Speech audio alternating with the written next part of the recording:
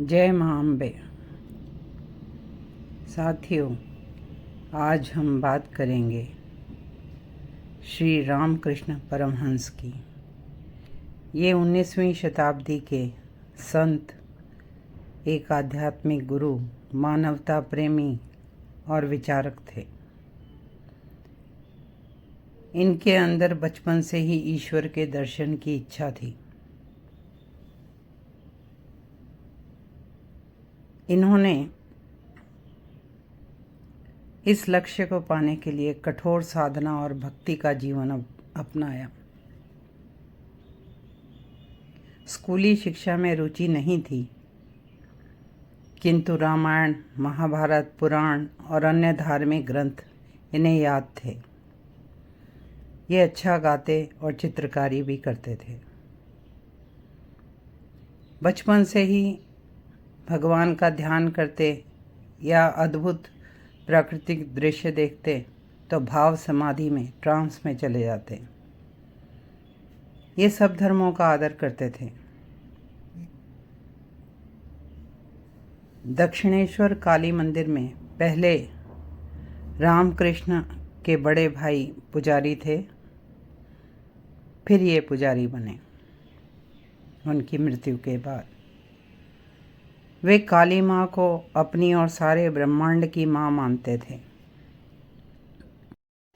23 वर्ष की उम्र में उनका विवाह 5 वर्ष की शारदा देवी से हुआ, किंतु उनकी लगन कम न हुई और रामकृष्ण शारदा देवी में भी माँ काली के दर्शन करते और सन्यासी जीवन ही जीते थे।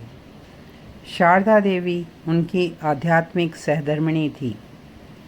उन्हें रामकृष्ण संघ में श्री माँ कहते थे।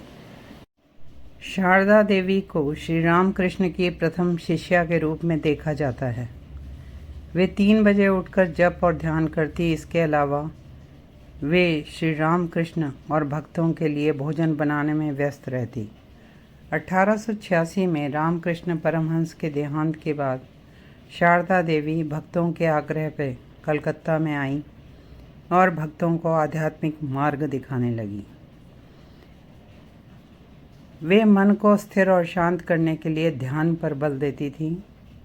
वे कहती, शांति रखनी है तो दूसरों के दोष देखने बंद करो, अपने दोष देखो, और गुरु भक्ति पर बल देती थी। रामकृष्ण परमहंस ने माँ काली की आराधना भक्ति मार्ग से की। वे माँ काली ब्रह्म और माया दोनों हैं ऐसा मानते थे। माँ काली से उनका संबंध एक बच्चे का सा था। रामकृष्ण की काली पूजा का रूप विस्तृत था।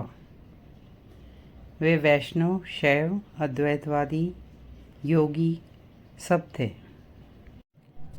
उन्होंने भैरवी ब्राह्मणी से तंत्र की शिक्षा ली।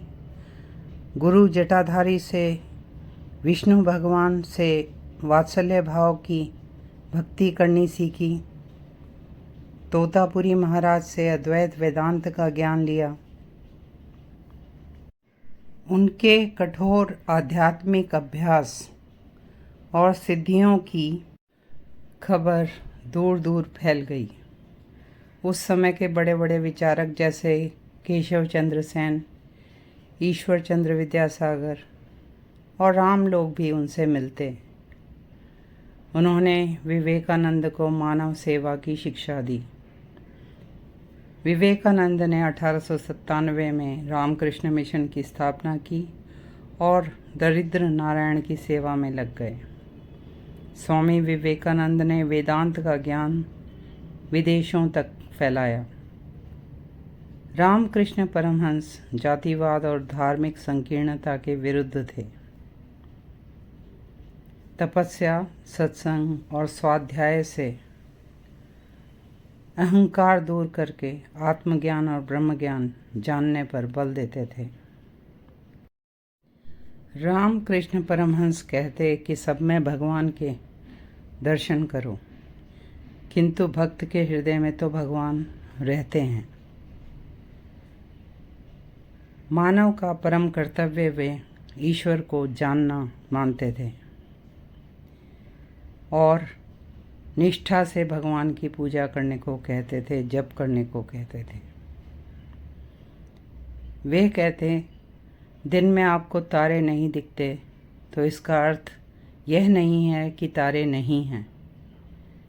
ऐसे ही ईश्वर की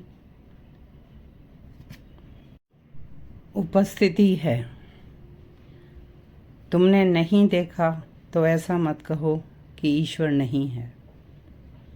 साथियों, ऐसी ही सुंदर आध्यात्मिक और धार्मिक जानकारी पाने के लिए please like, share and subscribe this channel. ओम नमः शिवाय।